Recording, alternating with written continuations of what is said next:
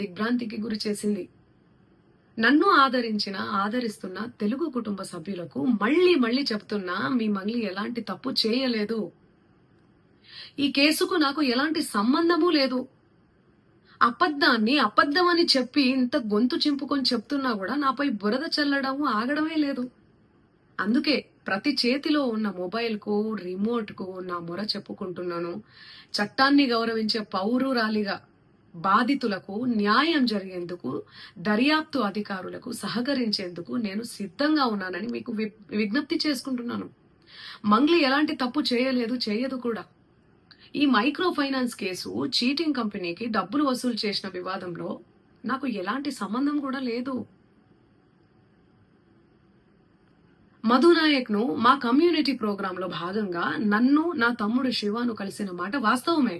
కానీ అతను చేసే వ్యాపార వ్యవహారాలు, అతని వ్యక్తిగత జీవితానికి సంబంధించినటువంటి సమాచారంపై నాకు ఎలాంటి అవగాహన లేదు. ఈ కేసు విషయం నా దృష్టికి వచ్చిన వెంటనే నేనే స్వయంగా వెళ్లి అడ్వకేట్ సుబ్బారావుతో పాటు రమావత్ మధుపై పోలీసులకు ఫిర్యాదు చేసిన. తప్పు చేసిన రమావత్ మధు అండ్ గ్యాంగ్ పై ఖచ్చితంగా చర్యలు తీసుకోవాల్సిందే.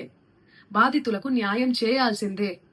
ఈ కేసులో మోసగాళ్లను, బాధితుల అంశాలను పక్కన పెట్టి నాపై, నా కుటుంబ సభ్యులపై దుష్ప్రచారం చేసేందుకు కొందరు వ్యక్తులు కావాలని హేమకాంత్ రెడ్డి, సుబ్బు అడ్వకేటు, మధునాయక్ ఈ కేసులో మోసగాళ్లను, బాధితుల అంశాలను పక్కన పెట్టి నాపై, నా కుటుంబ సభ్యులపై దుష్ప్రచారం చేసేందుకు కొందరు వ్యక్తులు కావాలని ఈ వివాదంలోకి నన్ను లాగుతున్నారు.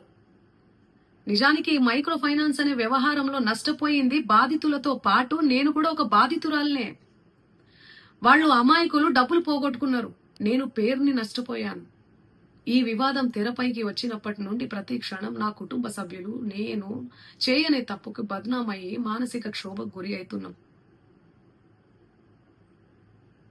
సో దయచేసి ఆలోచించండి అందరూ కూడా, ప్రజలారా.